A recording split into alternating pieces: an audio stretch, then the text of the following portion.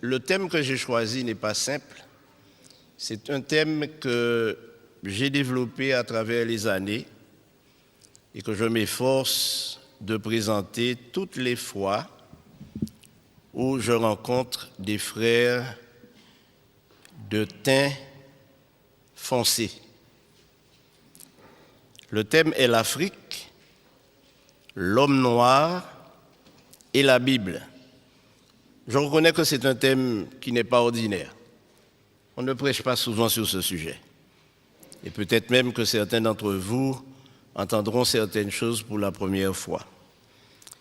Le 25 mai 2020, le monde entier était horrifié en découvrant l'image d'un policier blanc assassinant en direct un homme noir à Minneapolis, aux États-Unis.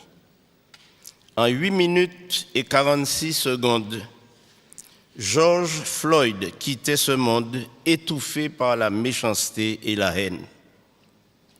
Cet assassinat a enflammé le monde entier et provoqué des émeutes pratiquement partout dans le pays et dans presque tous les pays. Un cri unanime contre le racisme s'est fait entendre, mais l'émotion retombée, tout demeure comme par le passé. Cet événement fait ressurgir de nombreuses questions sur la place de l'homme noir dans la société. Et l'une des questions qui se pose et que l'on pose est: pourquoi ce teint épidermique fait-il tant réagir? Une deuxième question serait: est-ce que l'Afrique existe dans la Bible? Ou est-ce que l'Afrique a un rôle à jouer dans la Bible? Je suis arrivé en Afrique de l'Ouest en 2005, exactement le 6 janvier 2005. Et après avoir parcouru les 11 pays de l'Union que j'avais été appelé à diriger, je me suis rendu compte de deux choses fondamentales. La première, c'est que j'étais enfin à la maison. Et la seconde, c'est que tout ce que je voyais, ce que j'entendais, ce que j'écoutais, me semblait avoir été vu et entendu quand j'étais aux Antilles. Et cela m'a fait prendre conscience que ce peuple parmi lequel j'allais vivre jusqu'à présent d'ailleurs, et cela fait 15 ans, est réellement un peuple spécial. De nombreuses fois, j'ai entendu des frères antillais faire des réflexions très négatives à l'égard de l'Afrique et des Africains. Mon problème est que c'est le résultat d'une coalition internationale dans le cadre du conflit cosmique où les médias du monde entier se sont ligués contre ceux qui ne sont pas décolorés. Car en réalité, vous découvrirez à travers l'étude, malheureusement, le temps m'est compté, de sorte que je vais faire des raccourcis, mais je veux faire 3 déclarations qui vont vous pousser à réfléchir et peut-être à sonder les Écritures davantage. La première, c'est que la Bible a été écrite pour que les Africains sachent que Dieu est leur Dieu. La deuxième chose que je vais dire, c'est que le peuple d'Israël est un peuple noir. Et la troisième chose que je dirais, c'est que nous, Antillais, descendants d'esclaves, il y a probablement parmi nous des descendants des tribus d'Israël. Alors plusieurs fois nous avons dit, mais c'était pour les Juifs. Nous ne sommes pas Juifs. Nous ne sommes pas Israélites. Je fais la différence entre Israélites et Israéliens. Et qui sommes-nous? Et volontiers, nous nous décrivons comme des païens ou des païens convertis. Mais attention, pour répondre à toutes les questions que j'ai soulevées, et ne m'en veuillez pas, il faut commencer par répondre à une première question. Où Dieu a-t-il planté le jardin d'Éden? Alors certains me diront toutes sortes de lieux géographiques. Mais si nous lisons attentivement, et j'aimerais, frères, vous dire que lire la Bible n'est pas suffisant. Mais ce qui est important, c'est de sonder les Écritures, questionner notre foi et questionner nos pratiques. Il y a plein de choses que nous faisons dans l'Église adventiste, que nous faisons par routine, sans nous poser de questions. Et il y a plein de choses que nous disons sans même raisonner ce que nous disons.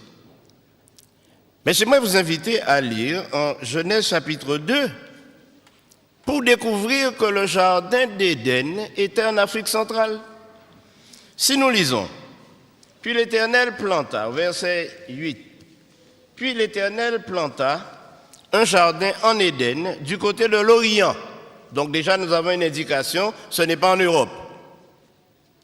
Ce n'est pas aux États-Unis qui est une terre vierge et déserte et dont la prophétie nous dit qu'elle va servir à boire le fleuve de persécution lancé contre ceux qui ont fui l'Europe. Donc ce n'est pas aux États-Unis. Ce n'est pas en France. En Orient. Alors vous allez me dire, mais l'Orient c'est le Japon, c'est... Non, non, non. Il s'agit de l'Afrique. Et nous allons le découvrir. Au verset 11, verset 10, un fleuve sortait d'Éden,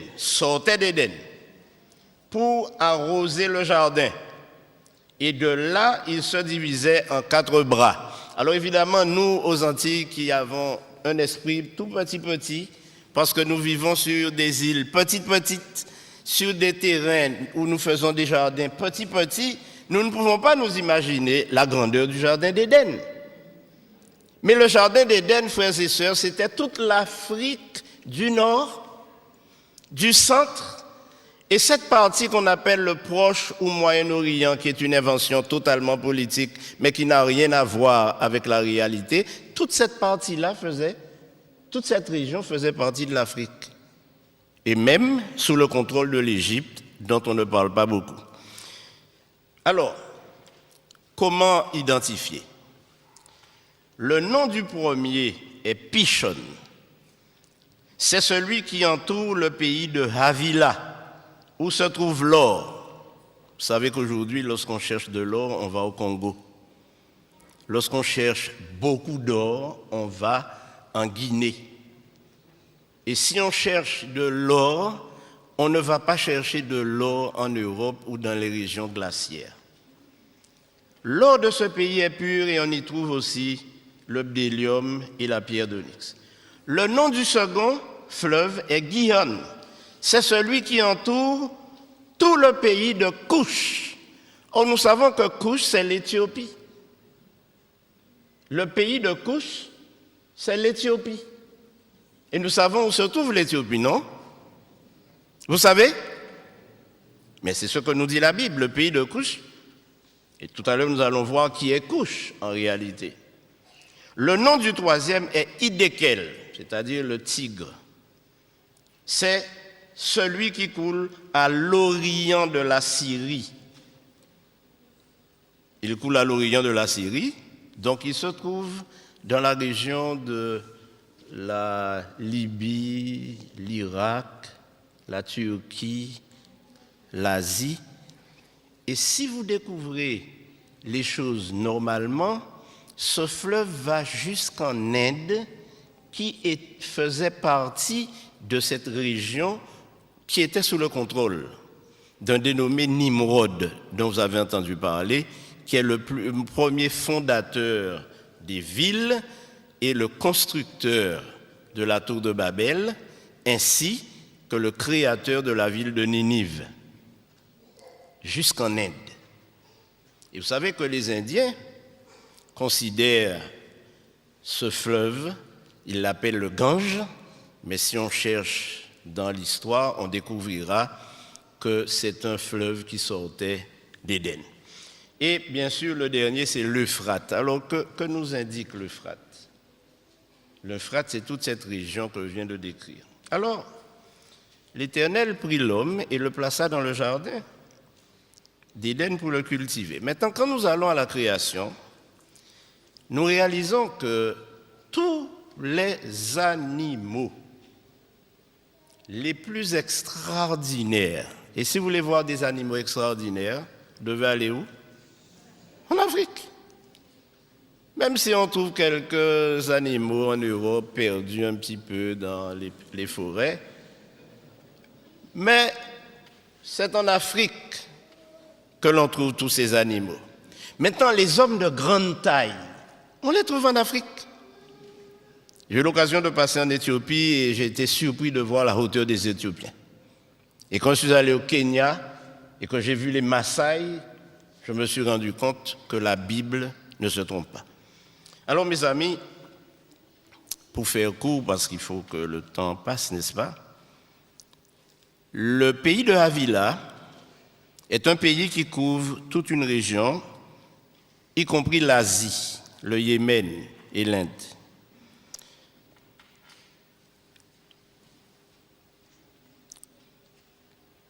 Je pourrais m'arrêter là et vous laisser partir frustré. Et probablement vous posant des questions en vous disant, mais ce pasteur qu'on a invité aujourd'hui, d'où vient-il? Qui est-il? Quel étrange personnage. Mais vous savez, mes amis, je suis né dans l'église adventiste, mais je n'étais pas adventiste quand je suis né. J'ai grandi dans cette église et année après année, j'ai répété ce que dit mon église concernant la parole de Dieu. Mais le Seigneur m'a fait prendre conscience de la nécessité d'étudier la Bible sans préjugés. Et en tant que fils d'esclave, le premier préjugé que nous avons développé tous ou presque, c'est que tout ce qui est bon ne vient pas de chez nous, mais de l'extérieur, oubliant que tout ce que nous avons accumulé comme conception de notre religion vient du Code noir. Et le Code noir stipulait que les Africains ou les hommes de couleur noire n'ont pas d'âme, ne sont pas capables d'adorer et ils ne peuvent pas avoir un Dieu autre que le Dieu de leur colon, de leur maître. Donc, les hommes de couleur noire ne peuvent pas avoir un Dieu autrement que blanc. Et voilà ce que nous avons cultivé. Et jusqu'à présent, nos enfants, nous leur montrons un Christ blanc, nous leur montrons des anges blancs, et quand nous parlons de Dieu, nous pensons même déjà, nous l'avons déjà coloré en blanc.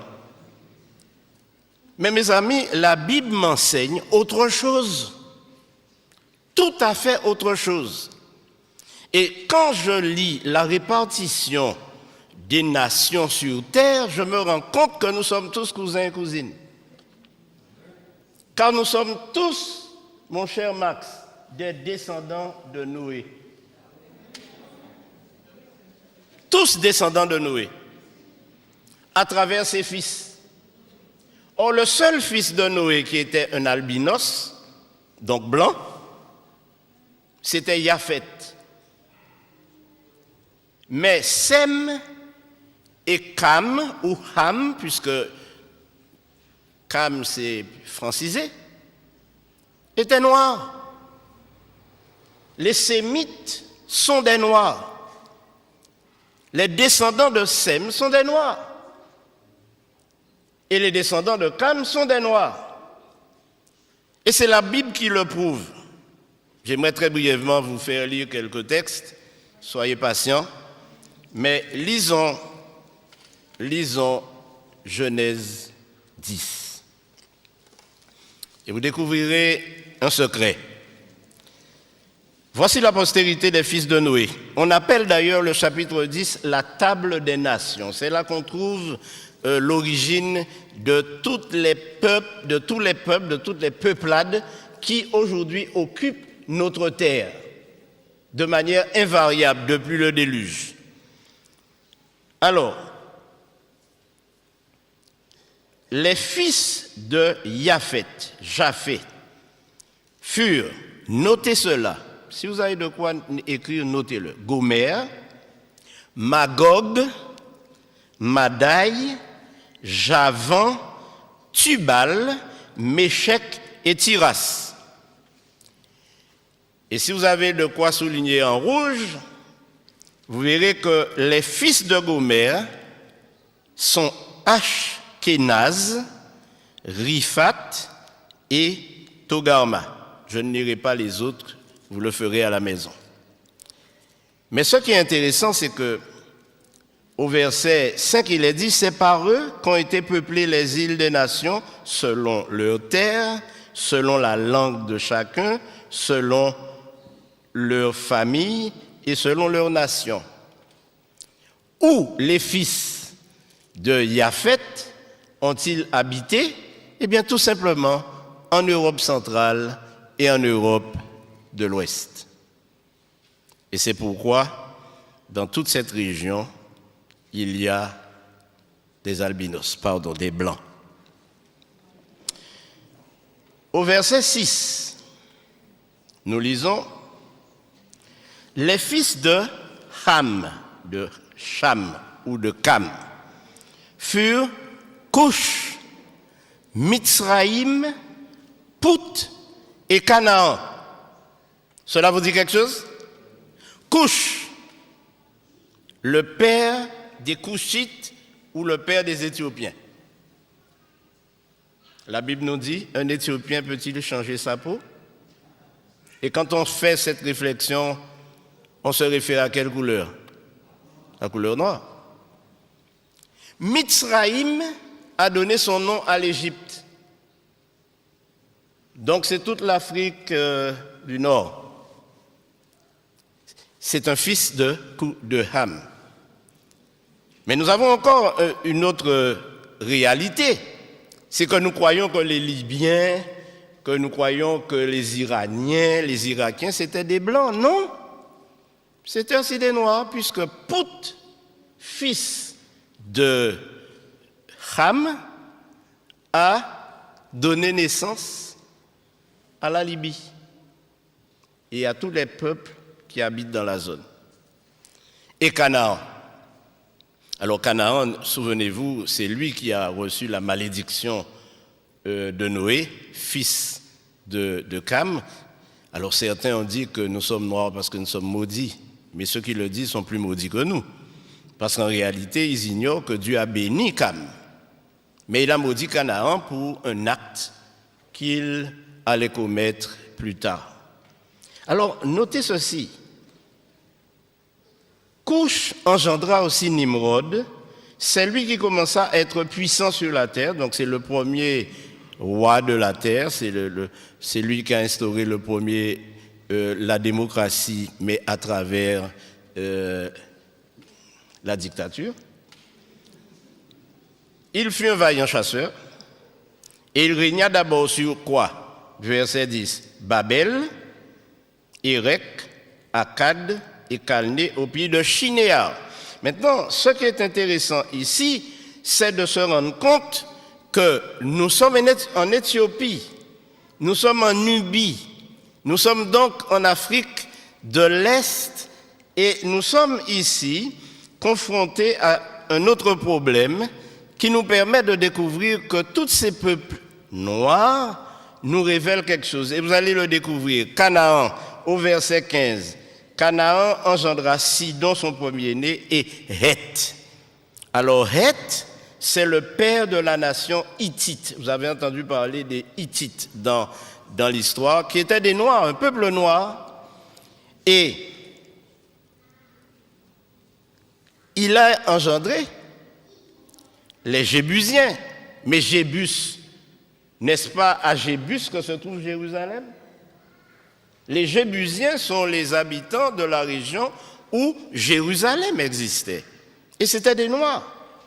Les Amoréens, nous les connaissons, nous leur avons fait tellement la guerre dans notre esprit lorsque nous lisons la Bible par rapport aux Israélites.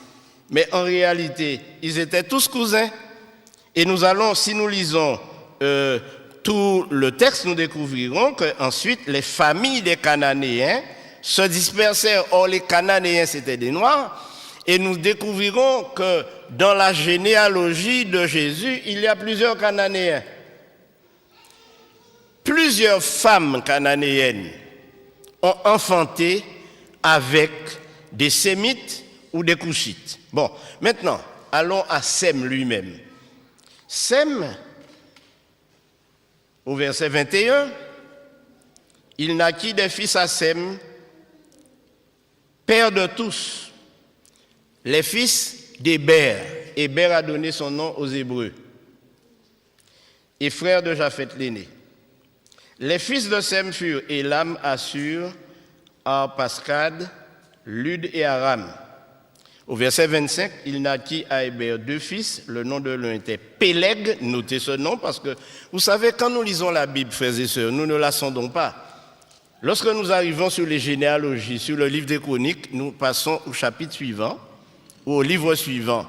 Mais lorsque nous lisons les généalogies et les Chroniques, alors la Bible nous parle différemment et résonne dans notre esprit maintenant qu'il s'agit de nous-mêmes.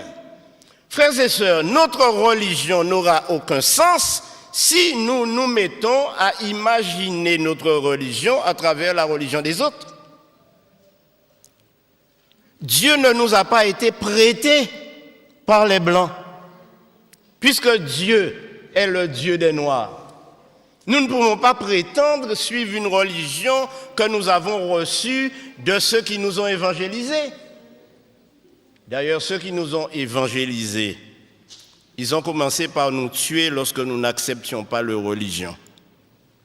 Et j'aimerais vous dire que lorsque les esclaves ont été déportés de l'Afrique aux Antilles, en Amérique et dans les colonies, ils avaient une spiritualité.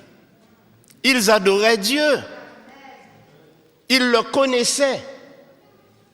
Et ce que le Code noir a fait, c'est de leur enlever ce Dieu qu'ils adoraient déjà pour le remplacer par un Dieu inconnu. Je crois que nous devons revenir à la parole de Dieu. Et en tant qu'adventistes du 7e jour, nous devons être à la tête de ceux qui annoncent la réalité de Dieu. Alors, mes amis, le temps ne me permet pas d'aller plus loin, je devrais m'arrêter. Mais j'aimerais quand même vous dire 3 petites choses, si vous me le permettez bien. Souvent, on pose la question, puisque le thème c'est l'Afrique, l'homme noir et la Bible. Je viens de faire des déclarations qui certainement ont fait bondir certains. Et je suis conscient que, à présenter les choses ainsi, on peut être questionné sérieusement. Mais alors, quand on considère le peuplement de la terre, on se rend compte que tous les Noirs, on les trouve en Afrique. C'est là. Si vous voulez chercher des Noirs, c'est en Afrique qu'il faut aller les chercher. Et une Afrique qui géographiquement n'est pas celle que nous connaissons aujourd'hui, puisqu'elle englobait, comme je vous l'ai dit, toute une partie de ce qu'on appelle le Proche-Orient ancien, etc. Alors, il y a quelque chose qui a attiré mon attention et que j'aimerais vous révéler ce matin. Nous venons de lire la Table des Nations et pourtant, au chapitre 11, Dieu a révélé une chose très importante. Et quelle est cette chose? C'est qu'il nous donne la postérité de Sem, uniquement. À partir du verset 10, il dit « Voici la postérité de Sem ». Et quand nous lisons la postérité de Sem, il y a des noms qui apparaissent. Au verset 16, il y a Péleg que nous venons de citer. Si nous allons encore plus loin, nous tombons sur Nachor au verset 24, qui engendra Térach ou Térak. Térak qui était qui? Qui était le père d'Abraham. Et Abraham et ses parents vivaient en Ur en Chaldée, c'est-à-dire en Irak ancien, Babylone. Abraham était un noir qui vivait dans un pays noir avec une femme noire, Sarah. Évidemment, lorsque nous lisons le verset 31, nous découvrons que Térak prit Abraham son fils et Lot fils d'Aaron, fils de son fils, et Saraï sa belle-fille, la femme d'Abraham, son fils. Ils sortirent ensemble d'Ur en Chaldée pour aller au pays de Canaan, qui était un fils de Couche. Notez ça. Le voyage d'Abraham a été un voyage extraordinaire que je ne vais pas mentionner puisque le temps ne me le permet pas. Mais lorsque Dieu fait alliance avec Abraham, au chapitre 15 et au verset 18, il est dit, « En ce jour-là, l'Éternel fit alliance avec Abraham et dit, « Je donne ce pays à ta postérité depuis le fleuve d'Égypte. » Comment s'appelle-t-il? Le Nil, jusqu'au grand fleuve, l'Euphrate. Or, nous avons vu que ces deux fleuves, ces deux bras de fleuve, sortaient de quel pays? Du Jardin d'Éden. Donc, ceci nous montre bien que quand Abraham va s'installer dans le pays de Canaan, il est toujours dans son pays. Mais il est dans le pays d'un de ses cousins, qui est un descendant de Cam. Je rappelle qu'Abraham est un descendant de Sem. Donc Sem était lui aussi de la même couleur que Couche.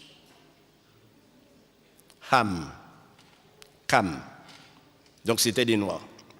Alors maintenant, je sens venir la question.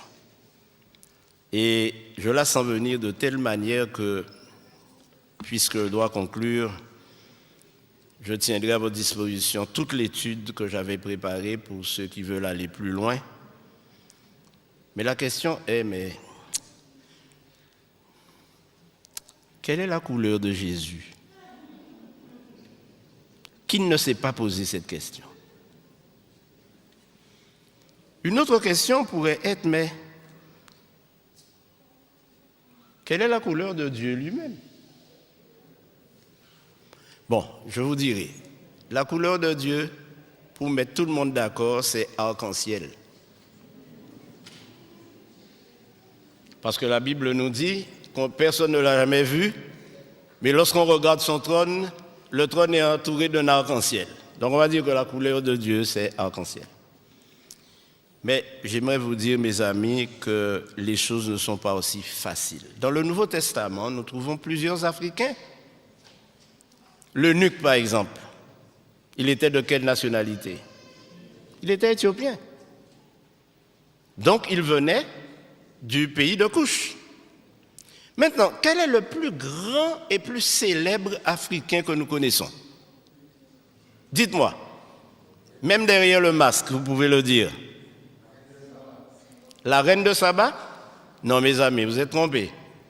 Le plus grand et plus célèbre, plus fameux Africain que je connaisse, c'est Moïse, né en Égypte. Il est né en Égypte. C'est un Africain, Moïse. Un Africain noir. Beaucoup de personnes s'imaginent Moïse à travers le film de Cécile B. DeMille, un vieux blanc, à tête blonde, à cheveux blancs et barbe blanche. Non! Et la raison est simple, mes amis. Moïse a été élevé à la cour de Pharaon pour succéder au Pharaon. Or, nous savons aujourd'hui, et le monde scientifique, les historiens, les théologiens savent que les Égyptiens étaient des Noirs et les pharaons étaient noirs. Posez-vous la question, comment le pharaon qui a demandé de tuer tous les enfants hébreux, s'ils étaient blancs ou métis, je ne sais pas, aurait-il nourri à sa cour un petit blanc?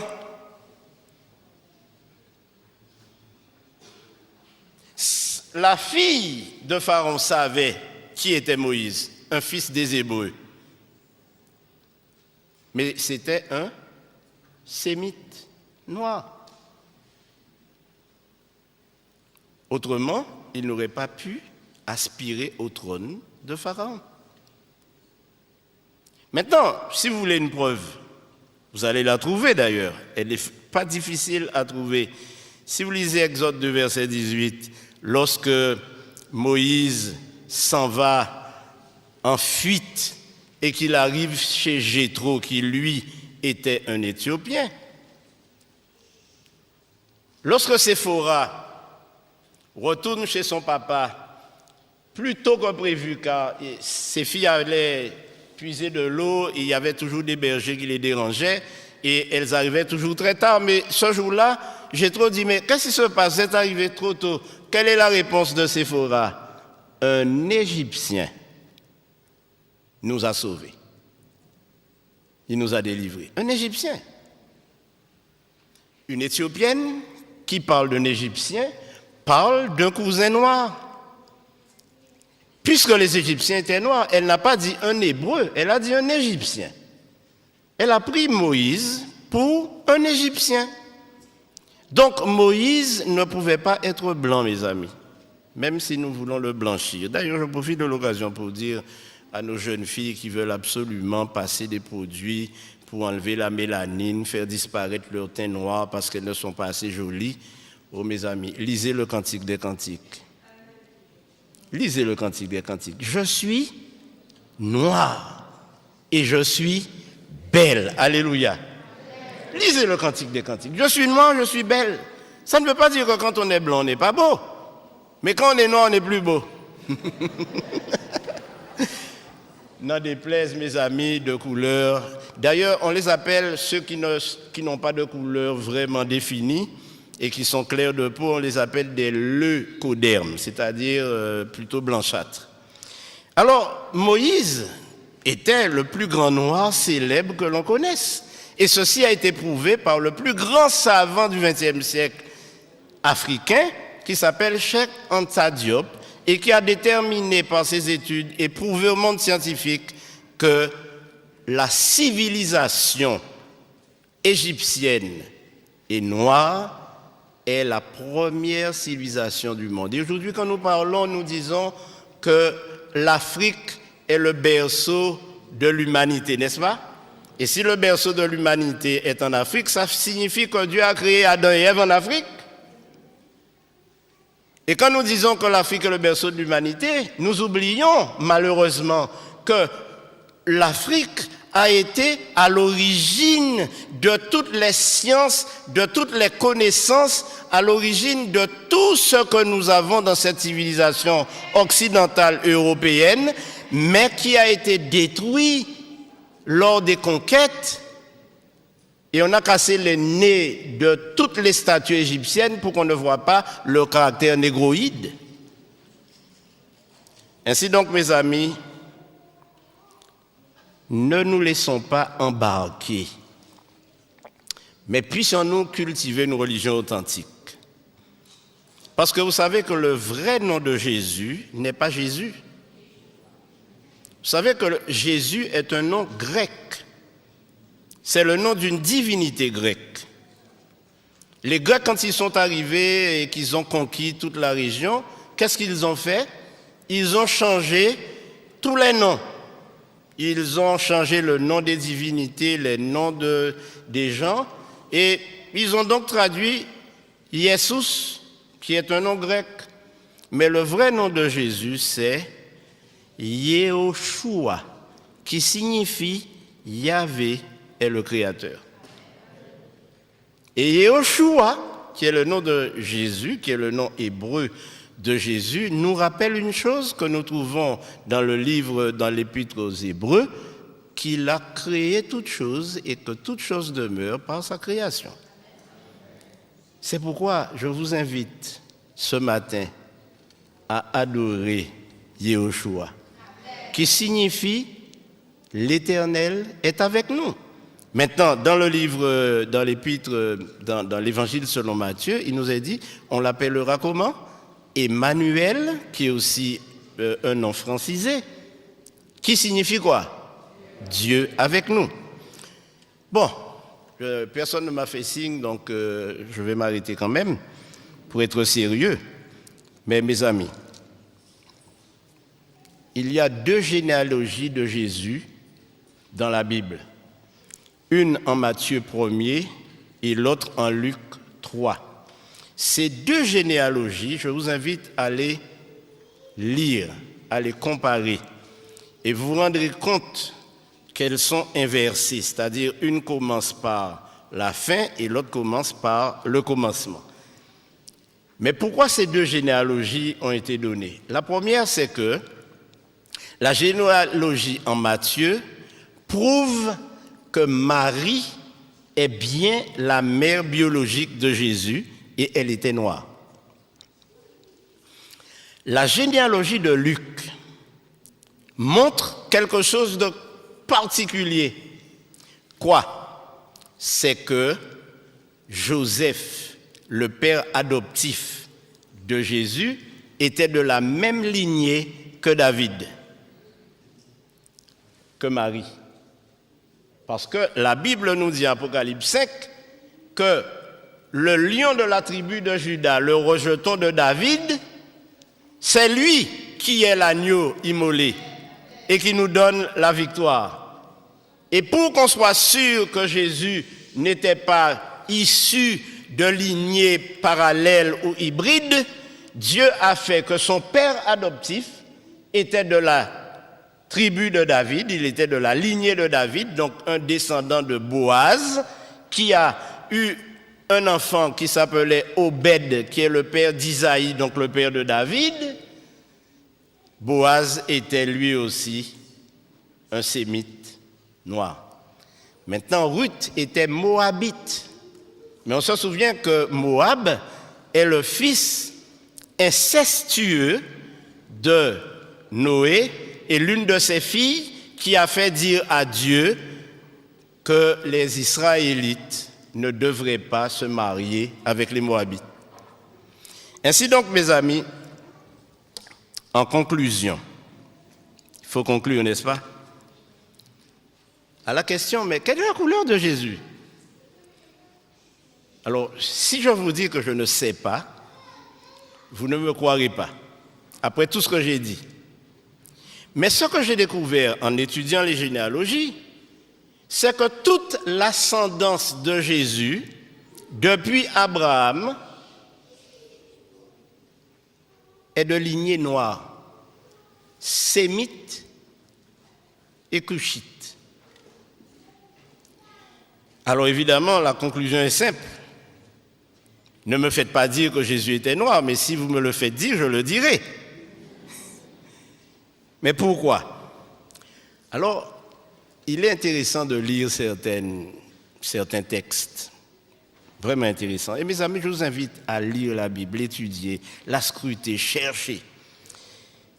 Nous allons lire 3 textes qui seront pratiquement les derniers, avant la conclusion.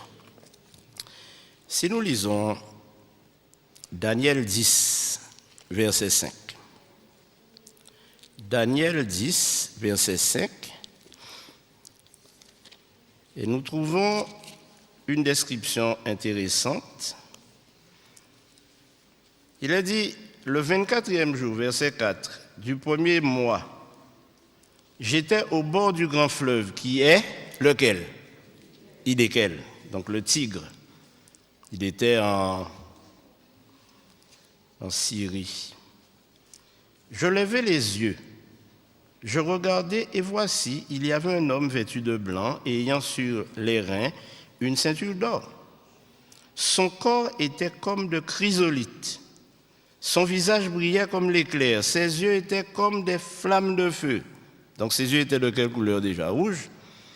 Ses bras et ses pieds, les parties visibles, étaient de quelle couleur? De bronze. Et le bronze est blanc? Qu'en pensez-vous? Vous avez déjà vu des statues en bronze qui sont blanches?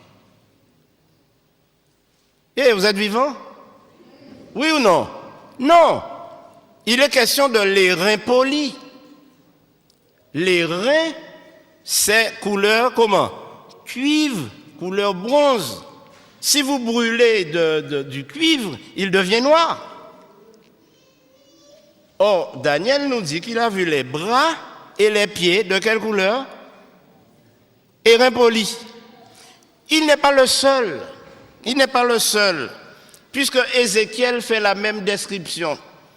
Et Jean, lorsqu'il voit celui qui marche au milieu des étoiles, il se rend compte de la même chose. En plus, il donne un détail, c'est que ses cheveux étaient comme de la laine. Vous avez déjà vu la laine? Vous avez déjà vu des gens dont les cheveux ressemblent à de la laine? Une chose est certaine, mes amis, si je laisse pousser mes cheveux, ils ne vont pas devenir longs et lisses, ils vont devenir grainés comme de la laine, et même s'ils sont blancs, cela voudra dire que ce sont des cheveux de noir.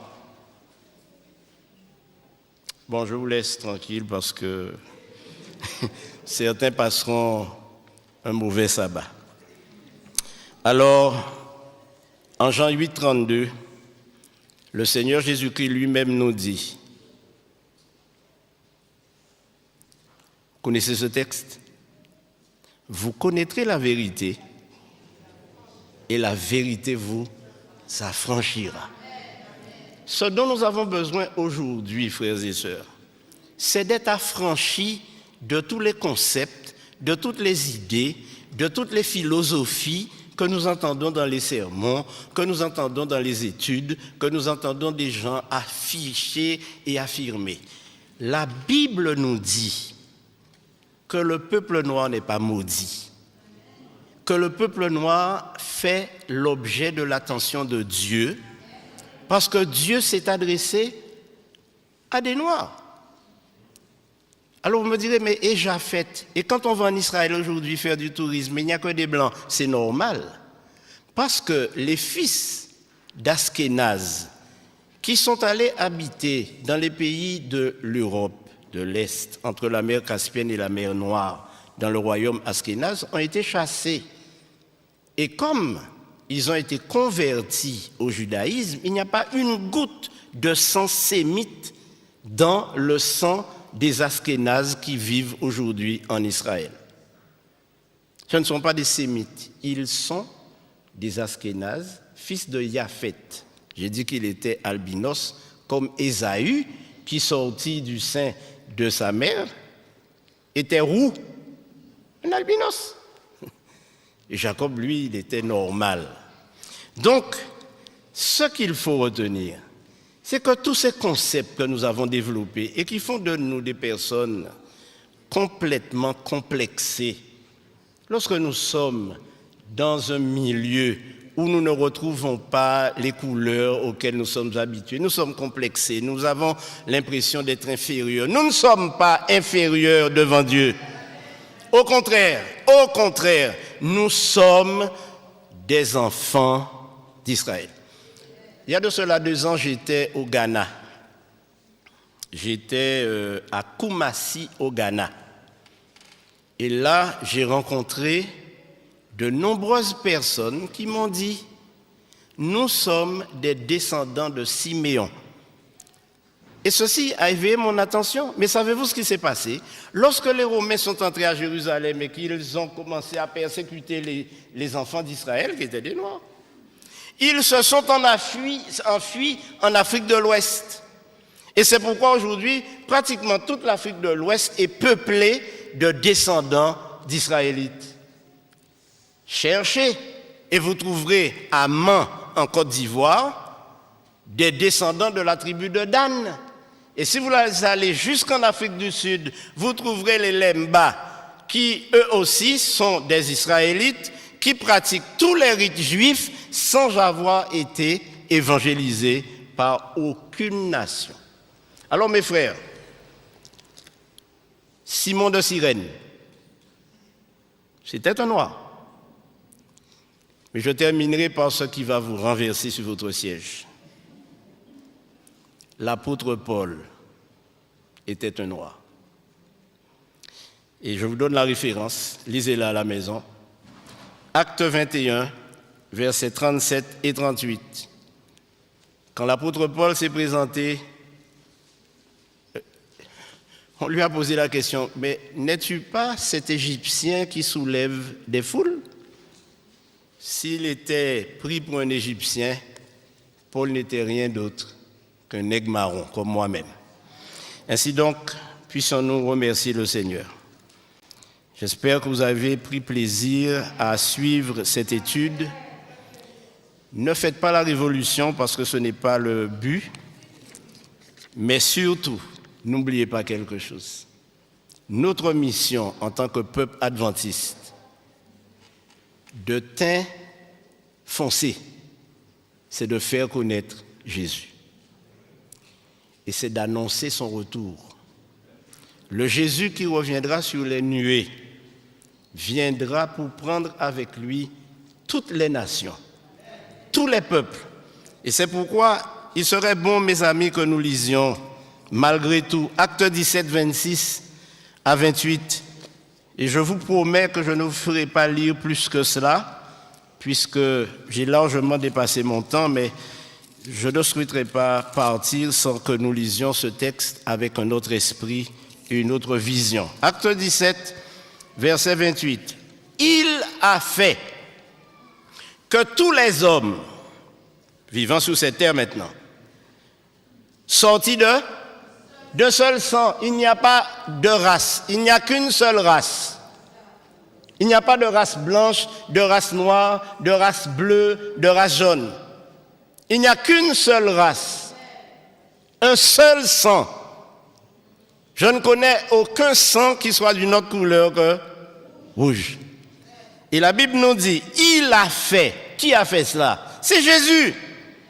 Que tous les hommes sortis d'un seul sang habitassent sur toute la terre, la surface de la terre, ayant déterminé la durée des temps et les bornes de leur demeure. Il a voulu qu'ils cherchassent qui?